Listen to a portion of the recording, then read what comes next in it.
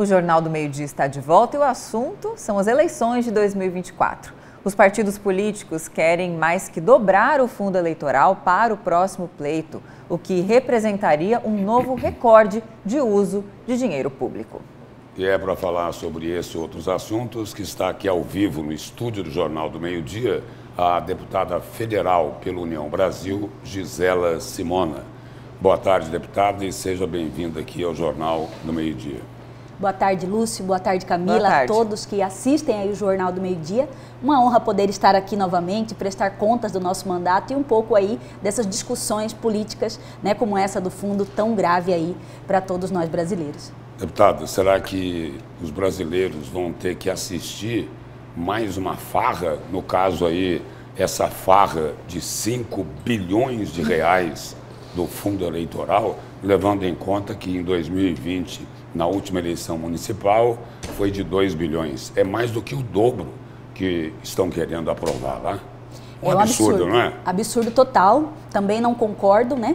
E vejam que o Danilo Fortes, que inclusive é o relator da LDO e que é do União Brasil, ele tem uma proposta, na verdade, de nós podermos aí, na verdade, porque isso foi retirado das emendas de bancada, né? Que são aquelas emendas que os parlamentares, inclusive, destinam para áreas fins nos municípios. Não, porque a ideia aí é tirar da educação, saúde, ou seja, de áreas sociais para colocar na campanha eleitoral.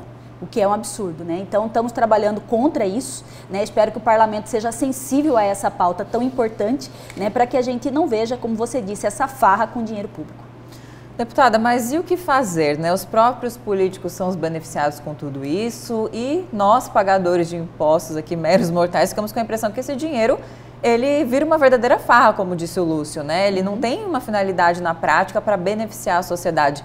E muito provavelmente será aprovado. É esse o clima? Assim, não existe nem um pouco de pensamento no interesse da maioria da população pela maioria do Congresso?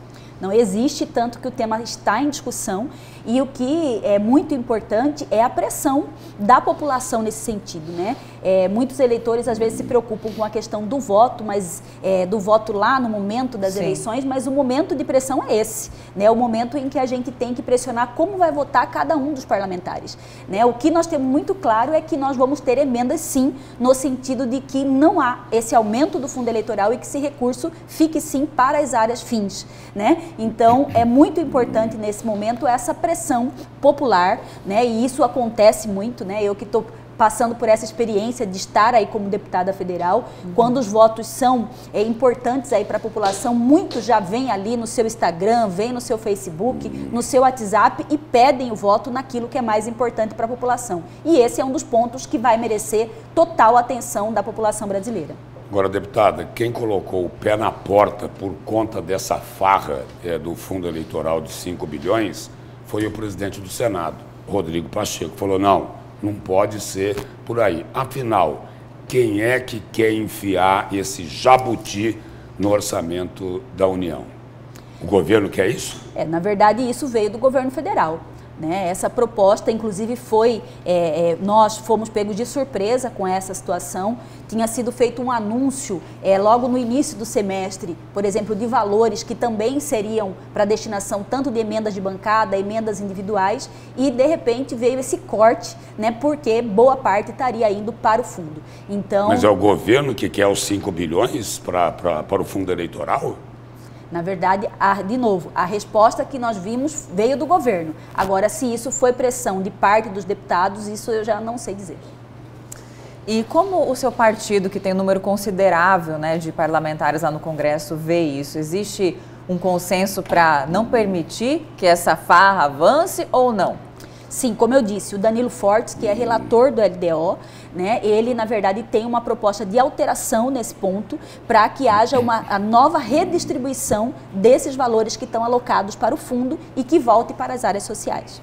Deputado, voltando agora para Cuiabá, para falar da disputa interna no União Brasil, com foco aí na eleição para a Prefeitura de Cuiabá no ano que vem. Ainda não conseguiram resolver ali a disputa entre Eduardo Botelho e Fábio Garcia. Recentemente, o governador sugeriu a Botelho que ele procurasse Fábio Garcia para ver se chegavam a um entendimento. na avaliação da senhora, que ocupa o lugar de Fábio Garcia na Câmara Federal, é possível que Fábio possa recuar da disputa para manter a unidade do partido?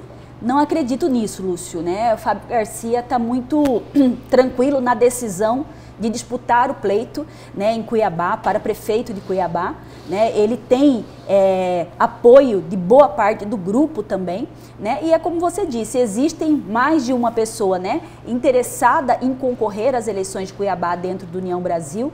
Mauro Mendes já declarou o seu apoio, né, por aí ter se comprometido com Fábio Garcia, né? E a questão hoje, acredito que mais o que se refere é se o Botelho ele continua no União, né, e vai para uma convenção, por exemplo, disputar com Fábio Garcia, ou se ele realmente já toma a sua decisão e muda de partido.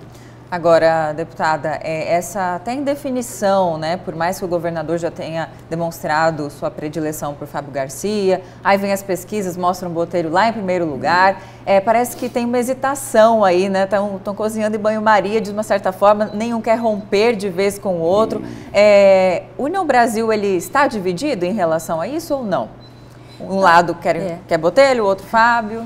Eu não acredito numa divisão, né? Eu acredito que por ser o maior partido do estado de Mato Grosso, com muitas lideranças, né, nós temos aí mais de um líder querendo, né, colocar o seu nome na disputa na capital, o que é muito normal, né? O que, na verdade, existe muito claro, e a legislação existe a fidelidade partidária. Hoje, quem tem o mandato pela União Brasil ganhou, chegou onde está, por força dessa bandeira partidária também, né? E sair do partido agora pode dar uma pecha aí de traidor, né? De alguém que abandona o barco antes da hora. Então são situações aí que acredito que ninguém quer passar por isso. Então talvez a resistência de sair do partido, né? Mas é importante sim, eu acredito muito, né? Que o ideal seria que houvesse um consenso, né? Que ficássemos todos juntos aí para a disputa da capital, que é uma disputa mais difíceis que nós temos aí dentro do estado de Mato Grosso, mas também respeito a posição de cada um no sentido de como quer seguir aí a sua vida política. Deputada, a senhora já fez várias críticas a Eduardo Botelho, de um lado. De outro, a senhora defende ardorosamente a candidatura de Fábio Garcia à Prefeitura de Cuiabá. Mas, recentemente, ele se afastou por 3 dias da Casa Civil, assumiu a vaga dele de deputado federal. A senhora teve que sair nesse período para ele apresentar as emendas parlamentares. Gisela Simona não poderia ter feito esse trabalho lá na Câmara Federal de apresentar as emendas parlamentares? Faltou confiança aí? Não, na verdade é uma prerrogativa do deputado titular, que é o Fábio Garcia. O que eu acredito importante nesse processo foi exatamente os acordos que nós fizemos no sentido de destinação de emendas em conjunto. Então isso aconteceu, eu acho louvável isso do ponto de vista de poder participar, né? Nós sabemos aí que o mandatário ele tem direito à emenda a partir de 1 ano de mandato. Eu não tive 1 ano de mandato, eu tive 5 meses de mandato. Então, acreditar que eu seria titular dessas emendas, isso não existe, né? Então, nós conseguimos aí fazer um acordo importante para Mato Grosso e definirmos juntos as emendas aí.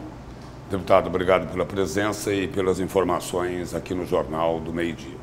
Eu que agradeço, me coloco à disposição, inclusive convidando aí a todos para que possam nos acompanhar o nosso trabalho pelo nosso Instagram, Gisela Simona Oficial. Obrigada, deputada.